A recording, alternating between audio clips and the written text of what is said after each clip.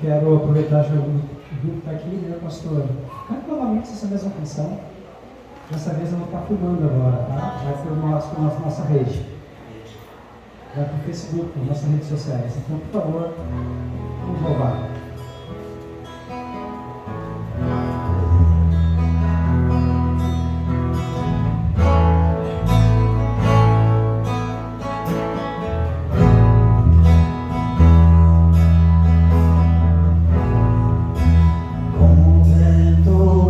Sopra sobre as ondas do mar, como brisa suave, deixe esse lugar.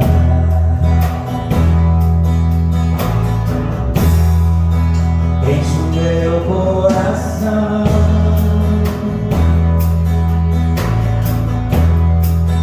e me ensina a te adorar,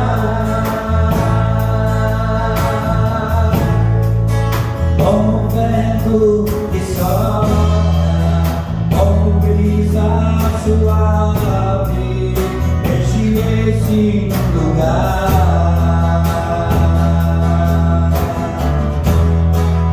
Esse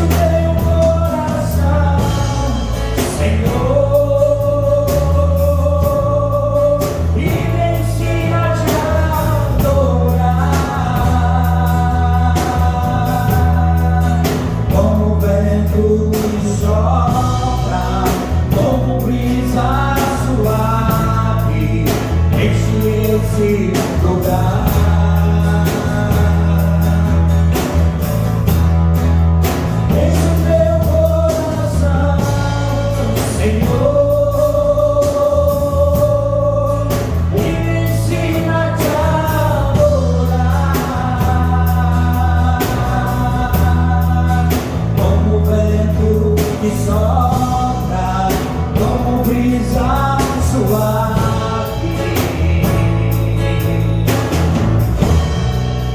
Enche esse lugar,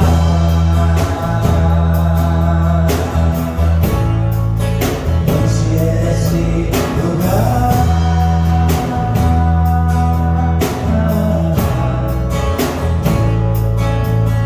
Eis-me aqui, Senhor, diante do altar, para te adorar.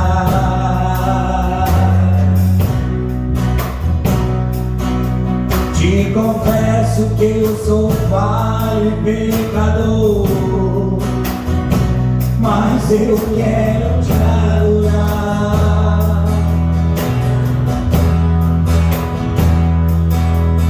De todos os meus pecados me arrependo, pois eu quero te adorar.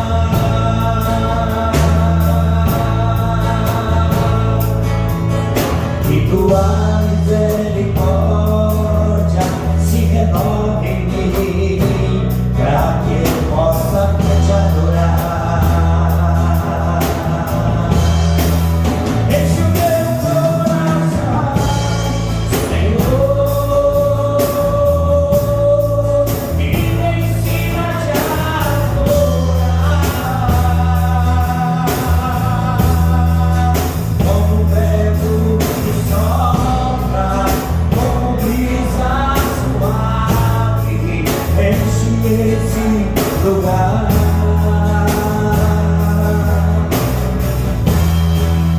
Enche o meu coração, Senhor, e me ensina a te adorar, como o vento que sopra, como brisa suave. Enche esse lugar.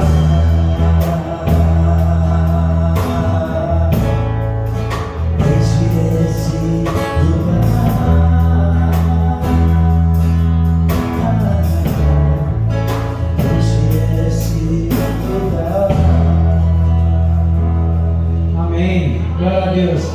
Senhor aqui. Amém?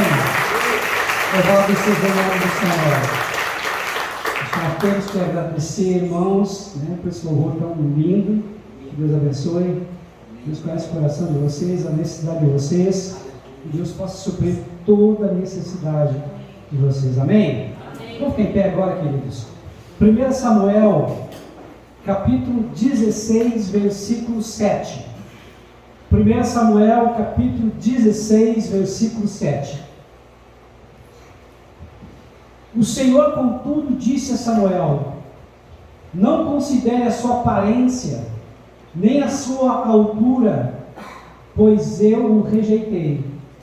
O Senhor não vê como o homem vê. O homem vê a aparência, mas o Senhor vê o coração. Amém? Amém. Senhor amado, aqui está a tua palavra. A tua palavra não volta vazia, sem que o Senhor cumpra um propósito para o qual o Senhor designou. Prepara o nosso coração, abre nossos ouvidos espirituais. Dê ordem aos teus anjos para cercar este lugar. E que todo impedimento, toda armadilha astuta do diabo caia por terra pelo poder do nome de Jesus. Aleluia. Que haja um mover dos céus. Aleluia. E que o Senhor seja engrandecido. Que o homem desapareça. Que o Senhor cresça. Para a honra e glória do teu nome. Em nome de Jesus. Amém. Pode sentar, queridos.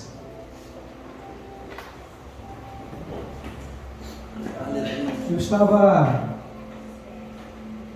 em adoração, em oração, e Deus falou muito forte comigo, uma palavra, que eu quero compartilhar com vocês, antes de nós começarmos realmente a palavra separada para hoje. Hoje nós vamos falar sobre caráter cristão, o caráter que nós temos que ter. Nós vamos 2 ou 3 domingos, com certeza, continuar nesse princípio bíblico chamado caráter, o caráter de Cristo. Mas antes, o Senhor chamou minha atenção e disse para mim: quando nós saímos daqui, e nós vamos sair daqui, dessa terra, porque nós somos apenas peregrinos, nós estamos aqui, mas nós não somos daqui. Amém, aleluia. E um dia nós vamos voltar para o nosso lar, de onde nós viemos. Amém. Nós voltaremos. Porque a palavra de Deus diz que Deus soprou sobre o homem o seu espírito, e o homem se tornou uma alma vivente. Então, a partir do sopro de Deus, nós ganhamos vida.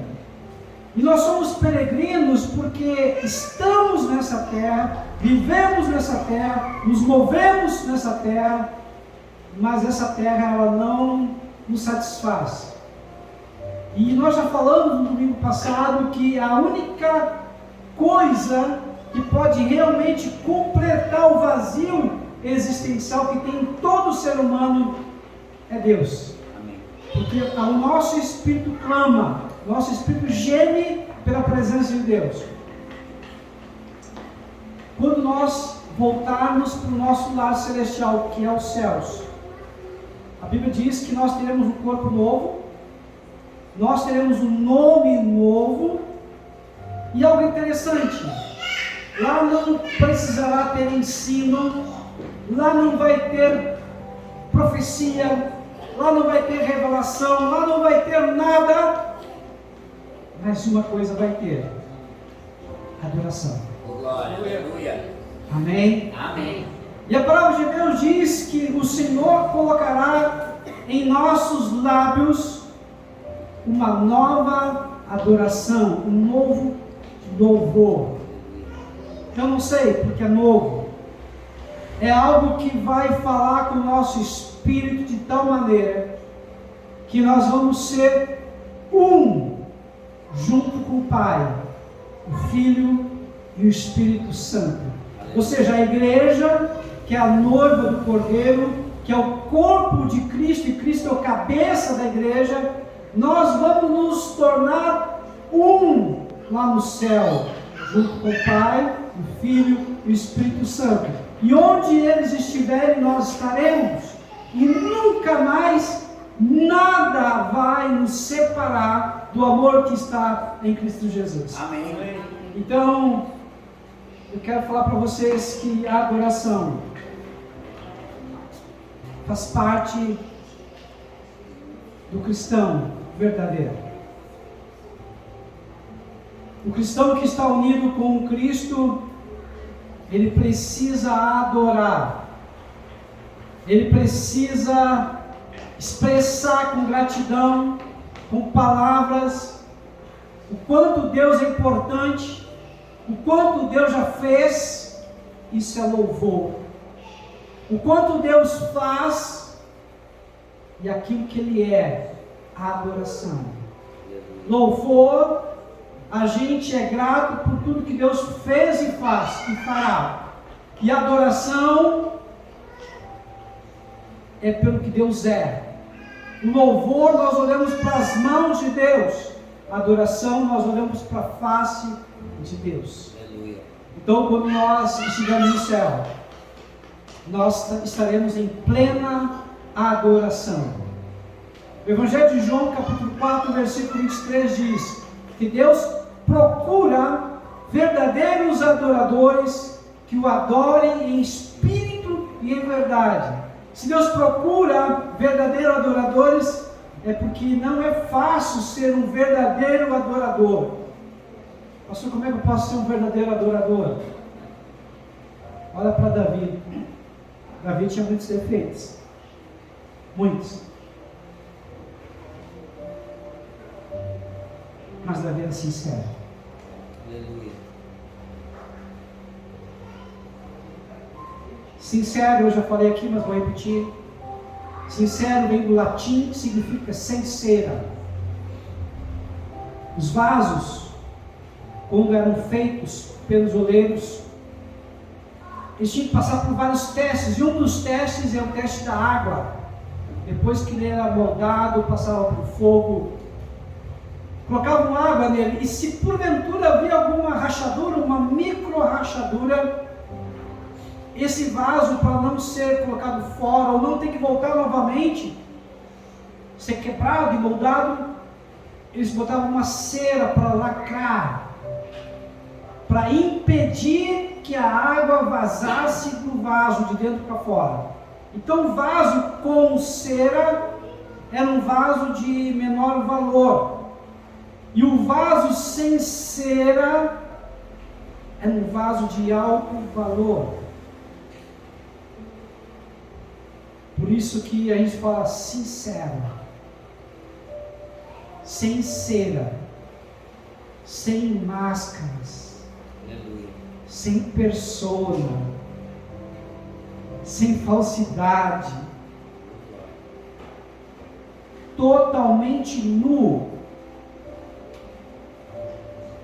totalmente transparente, verdadeiro diante de Deus. Ou seja, alguém que não esconde nada de Deus.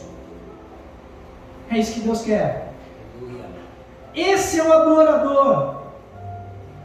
Porque o adorador verdadeiro, ele sabe dos seus problemas, seus dilemas, seus fracassos, suas faltas, suas falhas, suas imperfeições, mas ele rasga o seu coração e não deixa nada oculto.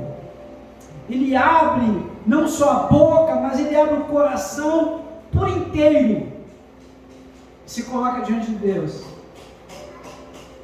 Esse adorador é o adorador que Deus busca. Davi tinha muitos defeitos, mas Davi foi considerado o homem segundo o coração de Deus. Davi era um adorador por excelência, e a adoração de Davi, e esse homem segundo o coração de Deus, era porque ele não escondia nada. Ele era totalmente transparente com Deus. O dia que o profeta Natan foi no palácio e falou para ele sobre uma metáfora, uma história, que tinha um homem rico que tinha muitas ovelhas, e tinha um servo que tinha apenas uma ovelha, e que essa ovelha ele amava, ele cuidava muito, e essa ovelha ele tratava como sua, e era da sua casa. Mas o rico, quando recebeu visitantes, para não matar uma das suas ovelhas, foi no seu servo e pegou essa ovelha e matou. O profeta perguntou para o rei: o que nós devemos fazer com esse homem mau, esse senhor rico, poderoso? Ele deve devolver 4 ovelhas. Vamos prendê-lo, vamos matar ele. E o profeta, daí cheio da unção, do poder de Deus, diz: tu, Davi, é esse homem. Trouxe a revelação do seu pecado.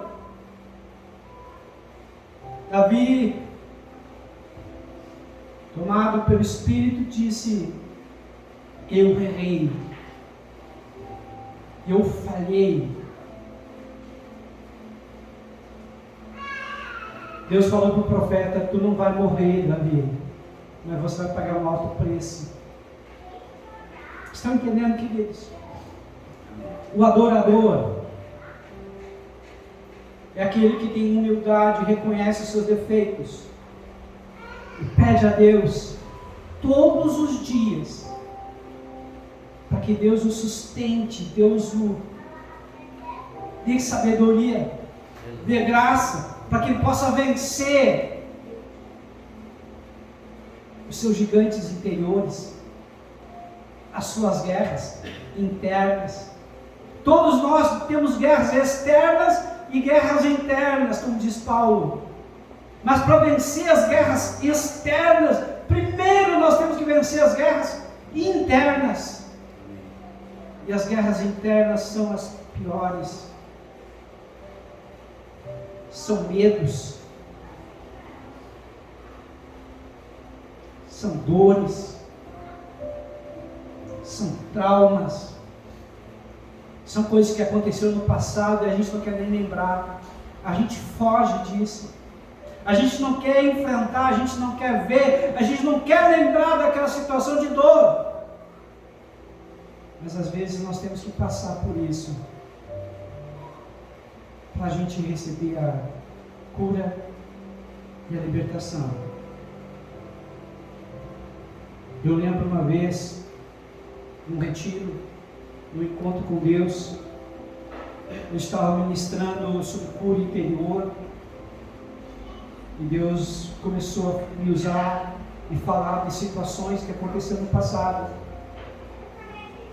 E Deus, através da minha boca, falou exatamente o que tinha acontecido para uma senhora, lá na infância.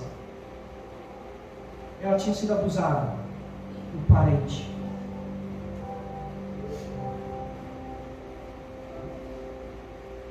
E no encontro com Deus, a gente não deixa que ninguém testemunhe e fale. Mas no final do encontro, aquela senhora estava livre, alegre, leve, solta, e ela disse: pastor, eu tenho que testemunhar, eu tenho que falar. Eu olhei para os outros pastores que estavam comigo e nós sentimos que ela devia falar, e ela falou os abusos que ela passou, os problemas conjugais que ela teve com o marido, as dores, as lutas, as dificuldades para ser mulher. Mas naquele encontro com Deus, ela conseguiu perdoar e se livrar dessa amarra. Estão entendendo, queridos? Deus quer que todos nós sejamos livres. E conhecereis a verdade, e a verdade vos libertará. Se pois o Filho vos libertar, verdadeiramente sereis livres. Aleluia. Às vezes nós nos perguntamos: Senhor, por que o Senhor permite as lutas, as adversidades, as dores, os gigantes? O quer me destruir. Não! Não tem promoção sem provação.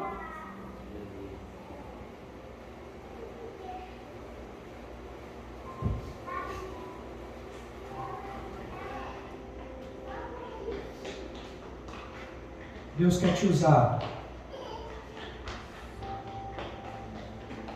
porque você conhece essa dor.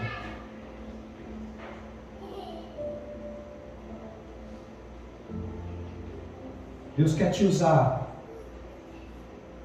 porque você sabe que é chorar. Deus quer te usar, porque vai transformar a tua dor, o teu luto, em uma luta. Você não compreendeu ainda? Sou eu que falo contigo.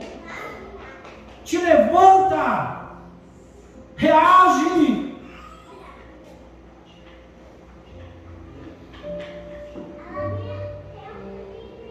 Eu nunca te abandonei.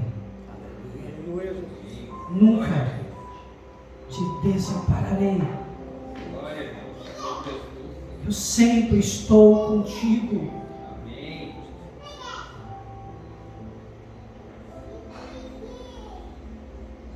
É só olhar para a cruz. Firmemente para o autor e consumador da tua fé. Olhar para ti, Jesus. Aleluia. E não olhar para trás. E quando as trevas vierem tirar de mim a paz, eu olho para Jesus e tudo se desfaz. É Deus falando contigo. Olhar para Jesus, somente para Jesus. Não tire os olhos do teu Redentor. Não tire os olhos do teu Salvador. Não tire os olhos do teu Libertador. As pessoas olham para o exterior.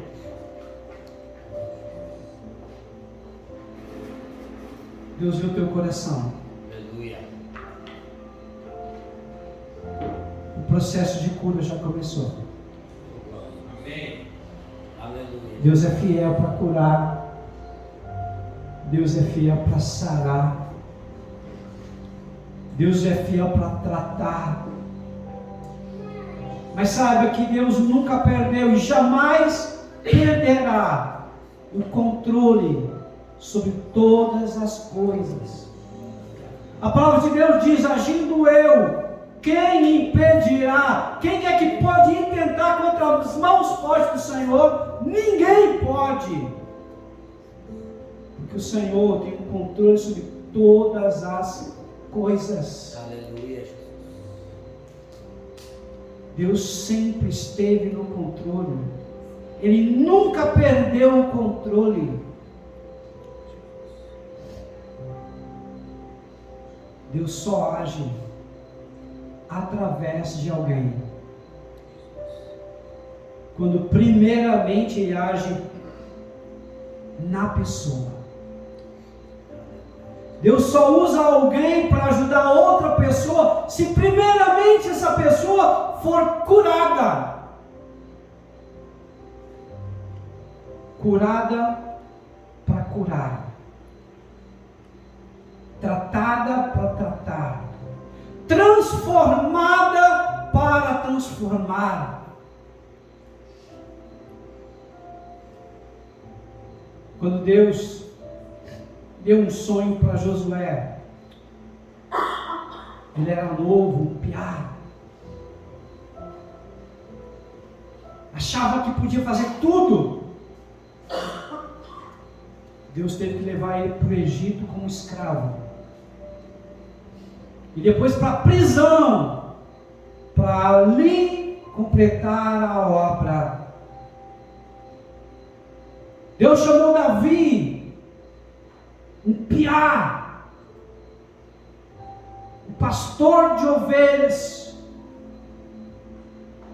Deus teve que tratar dele quando ele teve que fugir de Saul por causa dos ciúmes, da inveja que Saul tinha de Davi.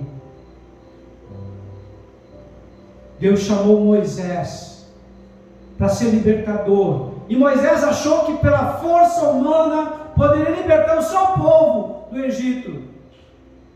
Ele teve que fugir, ele ficou 40 anos no deserto sendo tratado. Pastor, qual é o meu maior inimigo? É o mundo? Não. É o diabo? Não. Quem é então o meu pior inimigo? Olha-te no espelho e você vai ver o teu pior inimigo. O teu pior inimigo é o teu orgulho, é a tua soberba, é a tua arrogância, é a tua vaidade, é o teu egoísmo. E só há uma forma de tratar, só há um antídoto para esse veneno. Esse antídoto é humildade. Aprender de mim, que sou manso e humilde de coração. Quando a gente entender isso, quando nós compreender essa verdade, essa realidade, nós vamos aceitar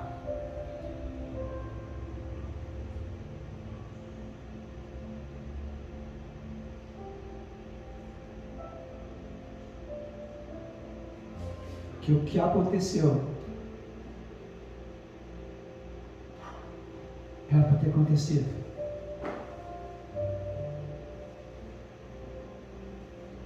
O que aconteceu não foi porque Deus quis, é porque o homem é mau.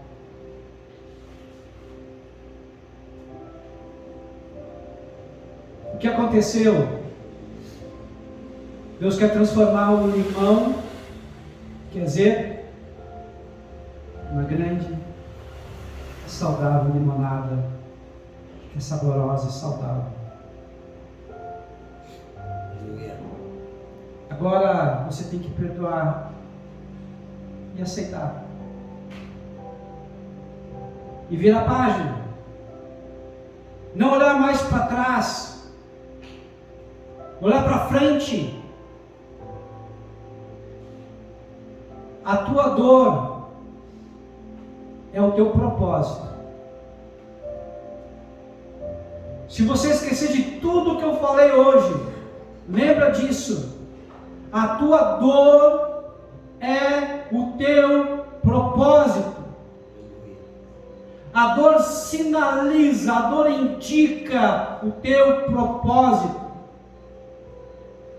Mas sabe qual é o problema? Você olha só para a tua dor.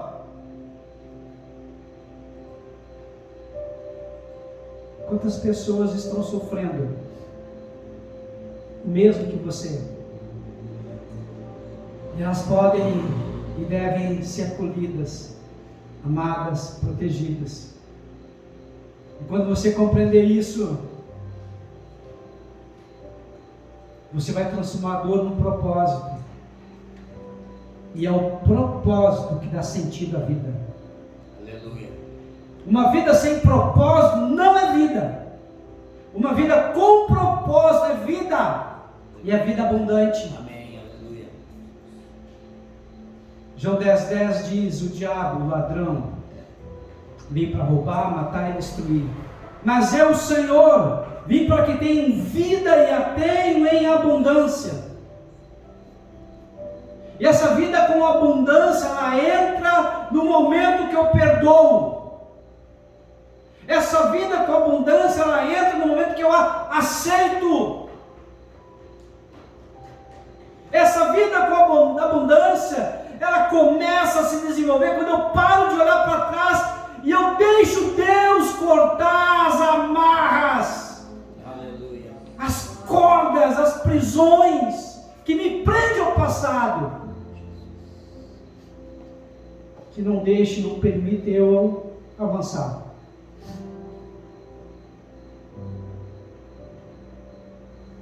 Mas você precisa decidir. Hoje eu decido olhar para frente. Eu não vou ser mais refém do passado, das dores, da escassez,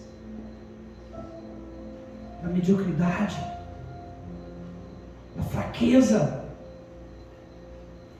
Não importa o que falaram de mim, o que importa é o que Deus, através da sua palavra, falou de mim. Aleluia.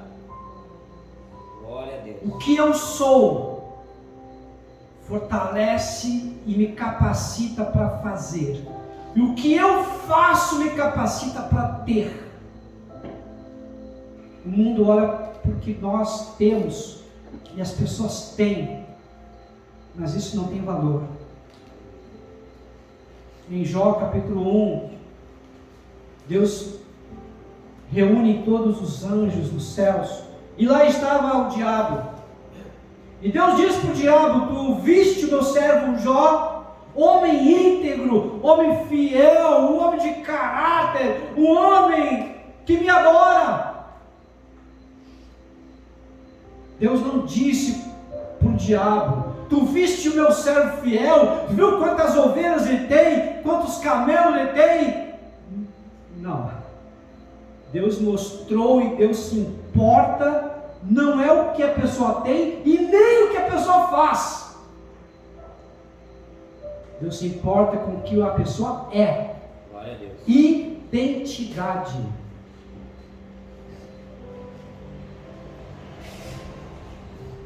A identidade é que nos aproxima de Deus. Quando nós somos, nós fazemos e temos com mais leveza.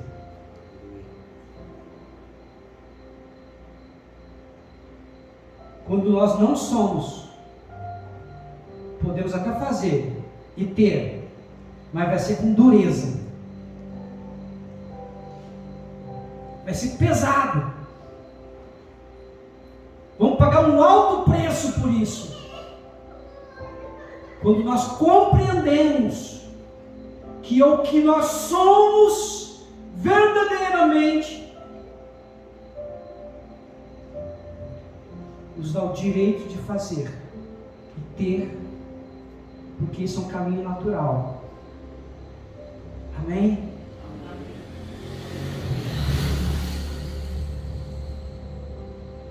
Precisamos desse caráter de Cristo em nossas vidas, em nossas mentes. Pastor, só introdução hoje. Nem olhei para cá. Mas eu quero que você pare e pense. Tudo que você está enfrentando, todas as lutas, todas as dificuldades têm um porquê. E esse porquê, quando você descobre, esse porquê é o teu propósito.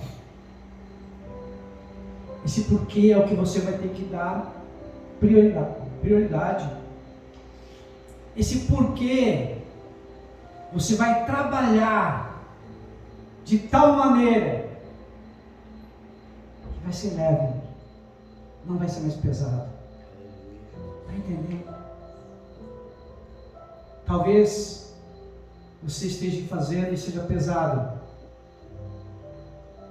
porque você está fazendo não é pelo teu propósito, mas sim pela necessidade.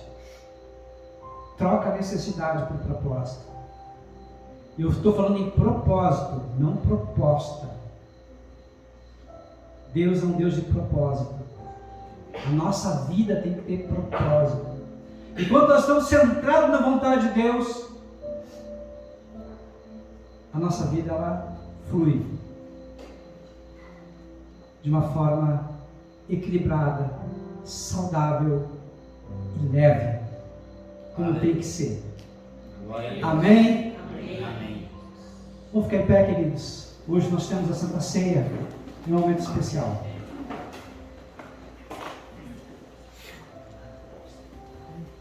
Vamos orar para que essa palavra que foi ministrada agora, simples, rápida, mais direta ao ponto, que o Espírito Santo possa falar ao nosso coração, trazer vida e vida com abundância. Amém? Coloca a mão no alto do teu coração. Senhor, nós nos rendemos a Ti. E te pedimos agora, querido e doce Espírito Santo de Deus, que o Senhor, que é Deus Todo-Poderoso, possa completar a obra que o Senhor já iniciou em nossas vidas. Fala conosco. Mova-se no nosso altar e que nós possamos voltar para casa em nome de Jesus. Amém. Pode sentar, queridos.